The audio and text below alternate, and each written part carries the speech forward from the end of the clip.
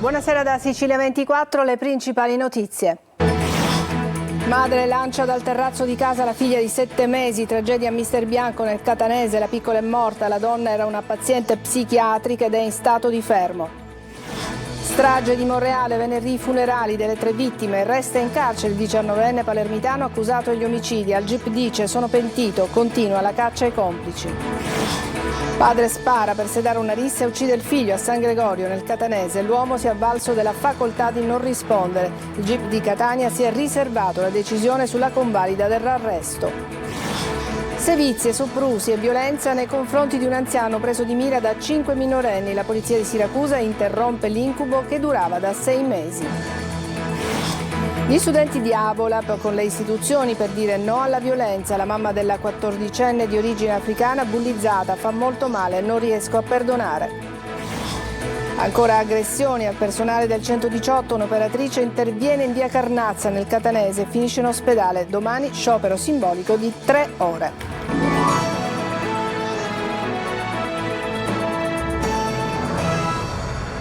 Bentrovati, iniziamo questo nostro telegiornale con una notizia davvero incresciosa. Una donna ha ucciso la figlia di 7 mesi lanciandola dal balcone del terrazzo di casa. La tragedia è avvenuta a Mister Bianco nel Catanese, la madre era in cura dai servizi psichiatrici, la comunità è sconvolta. La donna adesso è stata arrestata dai carabinieri per omicidio volontario aggravato. Roberta Lunghi. Si è consumata intorno alle ore 14 la tragedia a Mister Bianco, siamo nel Catanese, in questa via Marchese. È morta sul colpo la piccola Maria Rosa di soli 7 mesi, lanciata dalla sua mamma Anna Maria Geraci, 40 anni, salita al 3° piano dove c'è la terrazza dell'abitazione della famiglia che si trova al piano di sotto, in una palazzina al Civico 95. Un dramma che si è consumato con tutta la famiglia in casa, compreso il fratellino di 7 anni, il compagno della donna e la madre di lui che si era trasferita con loro per stare accanto alla donna che da tempo conviveva con problemi psichiatrici. A settembre era nata Maria Rosa, ma qualcosa non andava. Alcuni segnali avevano suggerito dei controlli. Da mesi era in cura presso i servizi psichiatrici dell'ASP di Catania per una depressione postpartum. Adesso Mister Bianco è una comunità attonita e sconvolta, a cominciare dal primo cittadino. Tutti sconvolti, è una tragedia umana, io mi parlo da sindaco ma certamente da genitore, quindi è davvero una tragedia. Disperazione profonda, veramente sconvolta, non ho parole perché sono mamma e sono morta. Loro ci stavano attenti, sicuramente è stata una svista, in un attimo, siamo genitori e chi ha un cuore, io non l'accetto. In preda alla disperazione il padre della piccola, che è stato trasportato per un grave malore al Policlinico di Catania dal personale del 118, mentre i carabinieri di Mister Bianco hanno preso in carico la donna che si trova ancora in una sala della caserma, guardata a vista. In corso approfondimenti dei carabinieri della compagnia di Catania Fontana Rossa e della sezione investigazioni scientifiche del nucleo investigativo di Catania, che stanno effettuando gli opportuni rilievi al fine di chiarire con precisione la dinamica del grave episodio. Si terranno venerdì mattina i funerali delle 3 vittime della strage di Monreale. Intanto resta in carcere il 19enne palermitano, fino ad ora unico accusato della strage, anche se continua la caccia ai complici. Al GIP ha detto sono pentito. Maglio Viola. Resta in carcere Salvatore Calvaruso, l'ex pugile di 19 anni, ritenuto fino ad ora unico responsabile della strage di Monreale, costata la vita a 3 giovani del posto, mentre altri 2 sono rimasti feriti. Calvaruso ieri ha ammesso in lacrime al giudice per le indagini preliminari di aver sparato, ma ha raccontato di essere stato aggredito e di essersi difeso. Sempre oggi sono state ultimate le autopsie sulle 3 vittime. A uccidere il 26enne Andrea Miceli è stato un colpo di pistola che lo ha raggiunto al torace. Il giovane è arrivato ancora vivo in ospedale, ma è espirato poco dopo. Salvatore Turdo e Massimo Pirozzo, le altre 2 vittime, erano già state sottoposte ad autopsia nella giornata di ieri. La prima vittima è stata raggiunta da 2 colpi al torace e allo stomaco, la seconda da un solo proiettile al collo. Una volta completati gli esami, i corpi sono stati restituiti alle famiglie per celebrare i funerali. Le stesse famiglie hanno deciso che le esequie si terranno insieme venerdì mattina alle 10:30 nel Duomo della cittadina normanna. Il comune ha deciso di farsi carico delle spese. piemontese. Intanto proseguono le ricerche da parte dei carabinieri delle pistole con le quali sono stati uccisi i 3 giovani. I rilievi della scientifica sui bossoli confermerebbero l'ipotesi iniziale, ovvero che a sparare siano state 2 pistole. Salvatore Calvaruso da solo non avrebbe potuto esplodere i 20 colpi che hanno raggiunto le vittime e hanno crivellato anche le fioriere della piazza, le auto parcheggiate in zona, i muri dell'area del pub. Lo stesso Calvaruso dopo la sparatoria si è liberato comunque sia della pistola che del cellulare e non parla dei suoi amici. Secondo gli inquirenti quella sera erano una decina i palermitani dei quartieri Zenne e Borgo Nuovo giunti in piazza a Monreale. E il GIP che ha convalidato il fermo di Salvatore Calvaruso parla di personalità negativa, desunta non soltanto all'oggettiva gravità della condotta ma anche dalla disinvoltura e spregiudicatezza con cui Calvaruso, nonostante la giovanissima età, deteneva illegalmente la pistola portandola con sé in luogo pubblico, gremito di persona, custodendola incautamente in un borsello. Dopo aver ucciso Calvaruso, inoltre, si è attivato per sviare le indagini, sottrarsi alle ricerche e garantirsi l'impunità. Si è svolto l'interrogatorio di garanzia per Natale Laverde, l'imprenditore che a San Gregorio di Catania ha ucciso il figlio di 23 anni. L'uomo non ha risposto alle domande del GIP e si è riservato la decisione sulla convalida dell'arresto. Ancora poco chiara la dinamica della tragedia. Sentiamo Desiree Ferlito. Si è avvalso per la facoltà di non rispondere Natale Laverde, l'imprenditore che a San Gregorio di Catania ha ucciso il suo figlio unico Carlo, di 23 anni, ferendolo mortalmente con una pistola che l'uomo aveva impugnato per sedare una rissa. Il GIP di Catania nel corso dell'interrogatorio di garanzia si è riservato la decisione sulla convalida dell'arresto per omicidio volontario. Sono moltissime le domande ancora senza una risposta sulla dinamica esatta di questa tragedia consumatasi un lunedì sera in quella che sarebbe dovuta essere una delle tante feste organizzate in quella villetta vista mare a San Gregorio, un'attività che al momento risulterebbe essere sempre stata svolta in nero. Forse per questo l'uomo al momento della rissa non ha deciso di fare intervenire i carabinieri. Quel che pare una certezza è che Carlo era intervenuto nel tentativo di disarmare il padre, temendo una tragedia che si è rivelata essere poi la peggiore di tutte. La violenza giovanile non risparmia nemmeno gli anziani. A Siracusa la squadra mobile ha fermato 5 ragazzi non ancora maggiorenni che avevano preso di mira un anziano, disturbandolo ogni notte, forzando anche la porta di casa e deridendolo, ma hanno anche rischiato di mandare in fiamme l'abitazione. Francesco Aloi. Atti persecutori, violazione di domicilio e danneggiamento aggravato in concorso. Dovranno rispondere di questo 5 diciassettenni siracusani che hanno fatto vivere mesi terribili ad un anziano. 6 mesi che per l'uomo erano diventati un incubo. Quasi ogni notte i ragazzi andavano nella sua abitazione, diventata il loro punto di ritrovo. Erano riusciti perfino ad entrare dentro casa, forzando la porta d'ingresso. Un anziano indifeso, deriso, è costretto ad ingerire droghe. Gli abbassavano i pantaloni, rasavano i capelli a zero.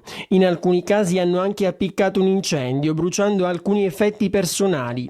Aveva provato a ribellarsi, ma nulla. I 5 erano sempre più violenti.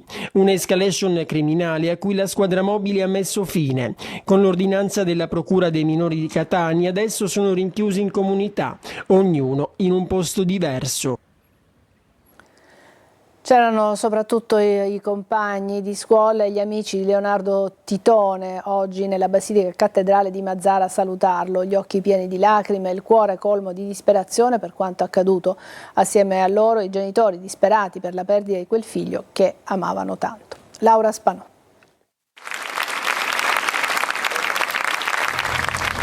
Un dolore palpabile, quello che si avvertiva stamane dentro la Basilica Cattedrale di Mazara del Vallo, dove è stato dato l'ultimo saluto terreno a Leonardo Titone, il ragazzo di 15 anni morto sabato scorso dopo essere precipitato dal tetto di un immobile dismesso sul lungomare San Vito.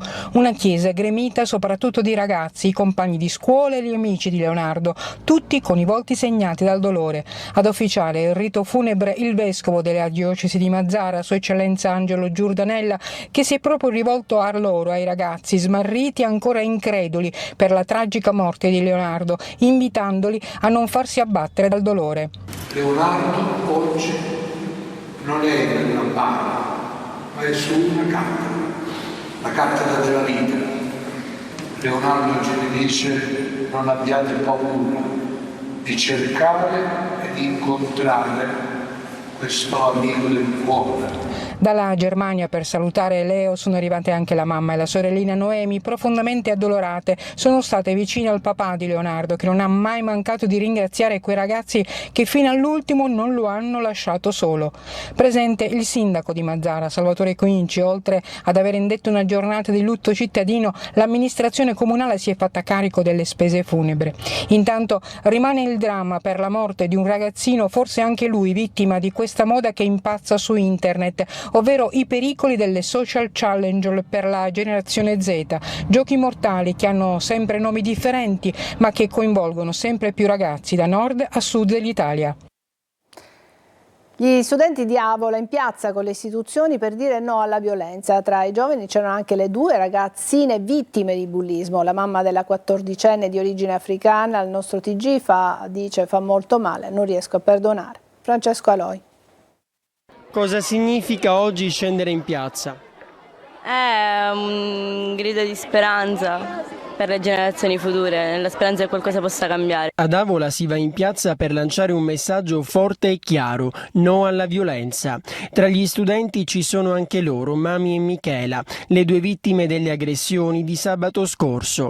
Lei è la mamma della ragazzina di origine africana che non riesce a perdonare. Non si possono spiegare la rabbia che abbiamo. Cosa ha provato a vedere quelle immagini? Non lo potevo vedere tutto alla fine, hai guardato solo la metà. Fino ad ora non può vederla tutto, veramente. Violenza gratuita che ha fatto molto male a tutti. A colpire però è stata anche l'indifferenza. Tanta indignazione per quanto riguarda la gente che si trovava sul posto e filmava piuttosto che intervenire. Non è stato giusto quello che è successo e speriamo che sia stato l'ultimo, almeno nella nostra città. Ci vorrebbero più attenzioni da parte dei genitori. Lo dicono gli esperti, ma lo pensano anche i più giovani. I genitori insegnano l'educazione ai figli. E se i genitori non sanno educare i figli, questo accade. Ma si vuole anche ribadire che Avola non è violenta. Questa è la dimostrazione, la reazione viva, compatta, dove forze dell'ordine, istituzioni, associazioni, famiglie e soprattutto genitori fanno squadra. Intanto sotto la lente della Procura dei minori ci sono 5 giovani, 4 ragazze ed un ragazzo. Loro sarebbero gli autori di così tanta violenza. Domani sciopero simbolico in via Carnazza, Tremestieri e Etneo di Catania contro le aggressioni e gli episodi spiacevoli che sono avvenuti negli ultimi giorni contro le ambulanze del 118. Sentiamo Tonino De Mana. Prima i mezzi danneggiati con ammaccature e lunotti in frantumi, poi le aggressioni verbali ed ora una soccorritrice del 118 che nel parapiglia generato da un tamponamento finisce in ospedale. Monreale, San Gregorio ed ora Tremestieri e Etneo, 3 situazioni diverse ed un problema vero. L'ultimo episodio si è verificato in via Carnazza al confine con Catania. È qui che un banale incidente stradale senza feriti si è trasformato in un episodio di cronaca nera con possibili ripercussioni giudiziarie per i protagonisti. Ad avere la peggio l'autista di un mezzo di soccorso della Croce Verde, colpevole soltanto di aver urtato un'auto. Da qui la reazione di un intero nucleo familiare che ha ferito al volto e alla mano il malcapitato. Attimi concitati dove sono volati calci, schiaffi e spintoni che hanno coinvolto una soccorritrice, a sua volta strattonata e finita a terra e poi al policlinico. Episodi inaccettabili che arrivano proprio dopo lo sfogo del presidente del 118 Riccardo Castro, registrato ieri sera. Sono ragazzi deputati davvero a soccorrere la nostra comunità, chi ha bisogno. Per l'1 maggio dalle 9 alle 12 in tutta la Sicilia è stato annunciato uno sciopero simbolico di 3 ore con l'applicazione di un adesivo nei mezzi di soccorso, lo vedete, in segno di rispetto e gratitudine per il lavoro che gli operatori svolgono ogni giorno con coraggio e dedizione. Adesso una breve pausa e poi parleremo del Bayesian nel recupero del veliero. A tra poco.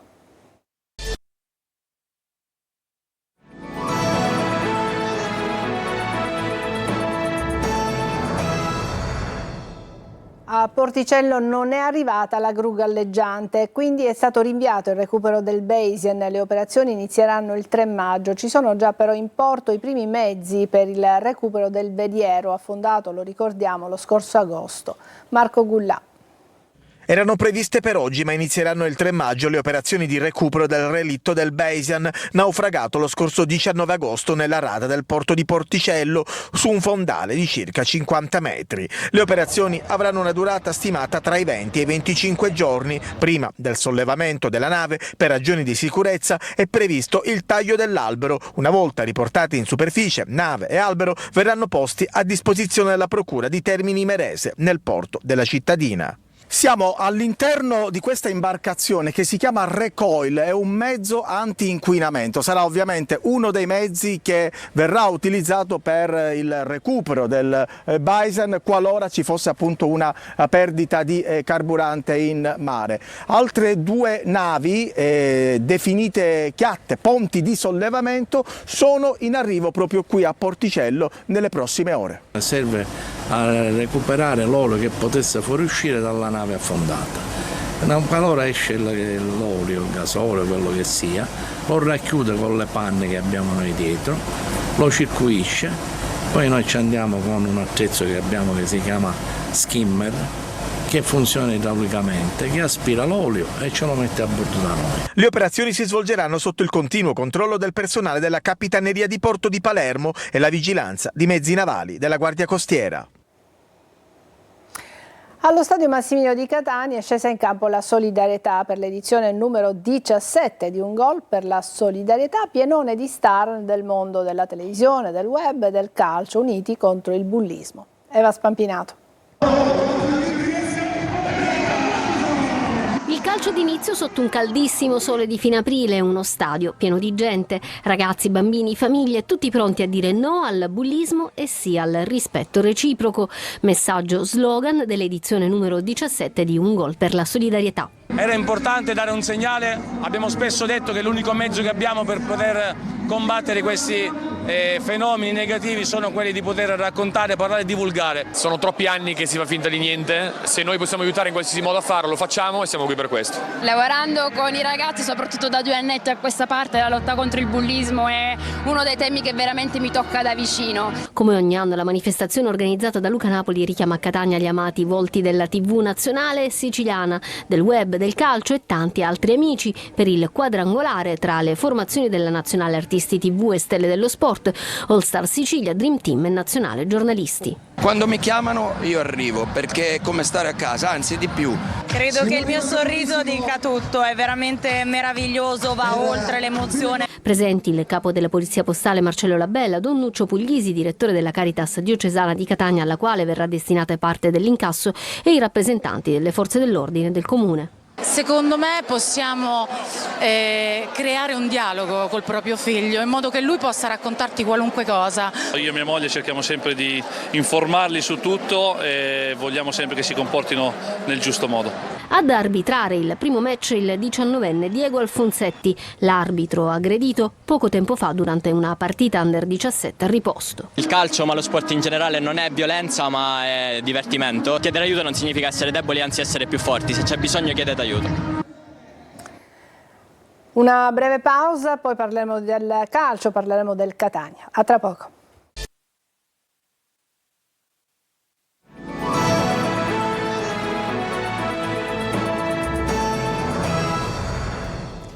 Eccoci al calcio. A Catania entusiasmo crescente in vista dell'esordio nei play-off promozione domenica alle 20 con il Giuliano. I rossazzurri non vincono in casa proprio dalla partita interna con i Campani disputata nella stagione regolare. Sentiamo Marco Carli.